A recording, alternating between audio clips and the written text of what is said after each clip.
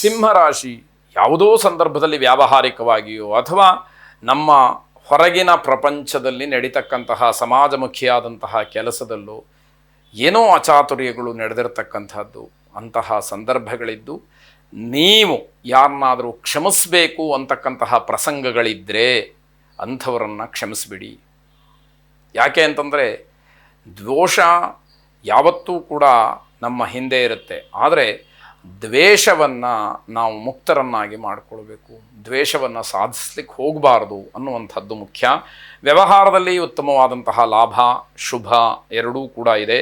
ಏಕಾಗ್ರತೆ ಉತ್ತಮವಾದಂತಹ ಫಲಿತಾಂಶವನ್ನು ಕೊಡುತ್ತೆ. ಯಾವ ಕೆಲಸಕ್ಕೆ ಅಥವಾ ಓದಿಗಾದರೂ ಕೂಡ ಮನಸ್ಸನ್ನು ಪರಿಪೂರ್ಣವಾಗಿ ಕೇಂದ್ರೀಕರಣ ಮಾಡಿಕೊಂಡು ನಾವು ಅದರ ಮೇಲೆ ಹಾಕ್ತೀವೋ, ಆ ಶ್ರಮ ವಹಿಸ್ತೀವೋ, ಅದರ ಪೂರ್ಣವಾದಂತಹ ಪ್ರತಿಫಲ ಉತ್ತಮವಾದಂತಹ ಫಲಿತಾಂಶ ನಮ್ಮದಾಗ್ತಕ್ಕಂಥದ್ದು. ವಿದ್ಯಾರ್ಥಿಗಳಿಗೆ ಮಿತ್ರರಿಂದಲೇ ತೊಂದರೆಯಾಗ್ತಕ್ಕಂತಹ ಸೂಚನೆ ಇದೆ. ಅಂತಹ ತೊಂದರೆ ಮಾಡ್ತಕ್ಕಂತಹ ಸ್ನೇಹಿತರ ಬಗ್ಗೆ ಸ್ವಲ್ಪ ಎಚ್ಚರ ಇರಲಿ. ಅವರಿಂದ ಅಂತರವನ್ನು ಕಾಯ್ದುಕೊಳ್ತಕ್ಕಂತಹ ಪ್ರಯತ್ನವನ್ನು ಮಾಡಿ ಶುಭವಾಗುವಂಥದ್ದಿದೆ. ಮನೆಯ ಅಗತ್ಯತೆಗೆ ಆದ್ಯತೆಯನ್ನು ನೀಡಿ ಜೀವನ ಶೈಲಿಯಲ್ಲಿ ಸುಧಾರಣೆಯನ್ನು ಕಾಣುವಂತಹ ಯೋಗ ಅಥವಾ ಆ ಸಮಯ ಒದಗಿದೆ ಅಂತ ಹೇಳಬೇಕು. ವಿದ್ಯಾ ಗೋಪಾಲಕೃಷ್ಣನನ್ನು ಪ್ರಾರ್ಥನೆ ಮಾಡಿ ವಿದ್ಯಾರ್ಥಿಗಳಿಗೆ ವಿಶೇಷವಾಗಿ ವಿದ್ಯಾ ಪ್ರತಿಬಂಧಕವಾದಂತಹ ಯಾವುದೇ ದೋಷ ಇದ್ದರೂ ಕೂಡ ಅದು ನಿವಾರಣೆಯಾಗಲಿ, ಶುಭವಾಗಿ. ಕನ್ಯಾರಾಶಿ, ನೀವು ಆಡತಕ್ಕಂತಹ ಮಾತಿಗೆ ಬೆಲೆ ಸಿಕ್ಕುವಂಥದ್ದು. 4-6 ಜನ ನಿಮ್ಮ ಮಾತನ್ನು ಒಪ್ಕೊಳ್ತಕ್ಕಂತಹ ಸಾಧ್ಯತೆ ಇದೆ. ಇದರ ಜೊತೆಯಲ್ಲಿ ನೀವು ಯಾವ ಕೆಲಸವನ್ನು ಮಾಡಬೇಕು ಅಂತ ಹೊರಟಿದ್ದೀರೋ ಆ ಕೆಲಸ ಪರಿಪೂರ್ಣವಾಗ್ತಕ್ಕಂತಹ ಸಾಧ್ಯತೆ ಇದೆ. ಇದು ಸ್ವಾಭಾವಿಕವಾಗಿ ಸಂತೋಷವನ್ನು ಕೊಟ್ಟರೂ ಕೂಡ ಆಂತರಿಕವಾಗಿ ನನಗೆ ನನ್ನದೇ ಆದಂತಹ ಒಂದು ಶಕ್ತಿ ಸಾಮರ್ಥ್ಯ ಇದೆ ಅನ್ನುವಂಥದ್ದನ್ನು ನಿಮಗೆ ಗಟ್ಟಿ ಮಾಡುತ್ತೆ. ರಾಜಕೀಯ ಪ್ರಭಾವ ಕೆಲಸ ಮಾಡಬಹುದು, ರಾಜಕಾರಣಿಗಳ ಪ್ರಭಾವ ಕೆಲಸ ಮಾಡಬಹುದು. ಇದರ ಬಗ್ಗೆ ಸೂಕ್ಷ್ಮ ಇರಲಿ. ಆರೋಗ್ಯದ ಬಗ್ಗೆ ಸುಧಾರಣೆಯನ್ನು ಕಾಣ್ತೀರಿ, ನಿಮಗೆ ಸಮಾಧಾನ ಸಿಕ್ಕುವಂಥದ್ದು. ಪ್ರೇಮಿಗಳಿಗೆ ಉತ್ತಮವಾದಂತಹ ಫಲ, ಶುಭವಾದಂತಹ ಸಮಯ.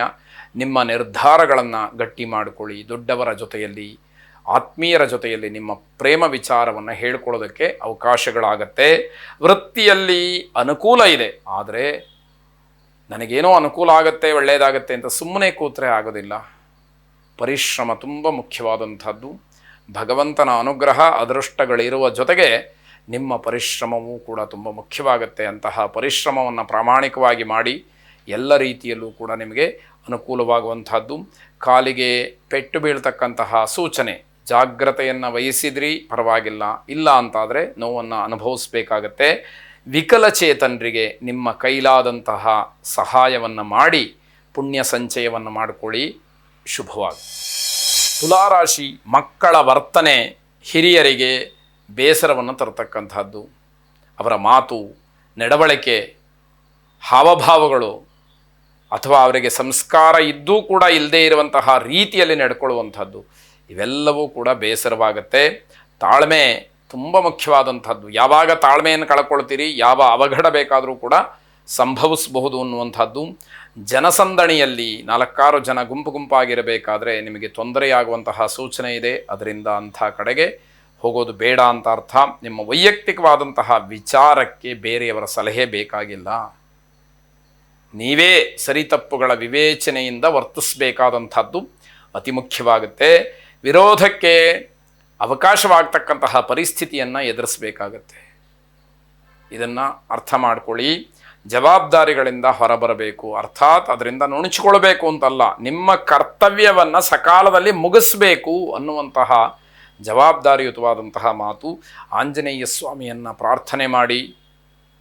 ಬುದ್ಧಿರ್ಬಲಂ ಯಶೋಧೈರ್ಯಂ ನಿರ್ಭಯತ್ವಮರೋಗತ ಅಜಾಡ್ಯಂ ವಾಕ್ಪಟುತ್ವಂಚ ಹನುಮಾತ್ ಸ್ಮರಣಾತ್ ಭವೇತ್ ಎಂಬತಕ್ಕಂತಹ ಪ್ರಾರ್ಥನೆಯನ್ನು ಆಂಜನೇಯನಿಗೆ ಪ್ರಿಯವಾದಂತಹ ರೀತಿಯಲ್ಲಿ, ಪ್ರಿಯವಾಗುವಂತಹ ರೀತಿಯಲ್ಲಿ 12 ಬಾರಿ ಪಠನೆ ಮಾಡಿ, ಶುಭವಾಗಿ.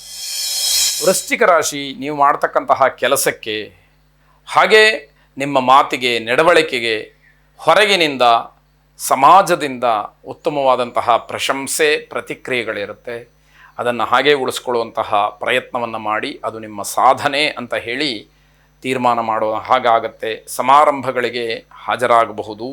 ಧಾರ್ಮಿಕ ಆಧ್ಯಾತ್ಮಿಕ ವಿಚಾರಗಳ ಚರ್ಚೆಯಿಂದ ಮಾನಸಿಕವಾದಂತಹ ನೆಮ್ಮದಿ, ಭಗವಂತನ ಬಗ್ಗೆ, ಪೂರ್ವಜನ್ಮದ ಬಗ್ಗೆ, ಪುನರ್ಜನ್ಮದ ಬಗ್ಗೆ, ನಾವು ಇರುವಿಕೆಯ ಬಗ್ಗೆ, ನಮ್ಮ ಭಾರತ ದೇಶದಲ್ಲೇ ನಮ್ಮ ಈ ಒಂದು ಜನ್ಮ ಆವಿರ್ಭಾವವಾಯಿತು, ನಾವಿಲ್ಲೇ ಹುಟ್ಟಿದ್ದೀವಿ ಅನ್ನುವಂಥದ್ದಕ್ಕೆ, ಆ ಸಾರ್ಥಕತೆಗೆ ಪೂರಕವಾದಂತಹ ವಿಚಾರ ಇವೆಲ್ಲವೂ ಕೂಡ ಮನಸ್ಸಿಗೆ ನೆಮ್ಮದಿಯನ್ನು ಕೊಡ್ತಕ್ಕಂಥದ್ದಾಗುತ್ತೆ. ಹೊಸ ಉದ್ಯಮಕ್ಕೆ ಬೇರೆ ಬೇರೆಯವರ ಪರಿಚಯವಾಗುತ್ತೆ, ಅದು ಕೂಡ ಜೀವನದ ಸಾಧನೆಯಾಗುತ್ತೆ. ಆರ್ಥಿಕವಾದಂತಹ ಸಮಸ್ಯೆಗಳು ವೈಯಕ್ತಿಕವಾಗಿ ಕಾಡಬಹುದು, ಆದರೆ ಅವೆಲ್ಲವೂ ಕ್ಷಣಿಕ ಅಥವಾ ತಾತ್ಕಾಲಿಕ ಅನ್ನುವ ಭಾವನೆ ಮನಸ್ಸಿನಲ್ಲಿ ಇರಬೇಕಾದಂಥದ್ದು.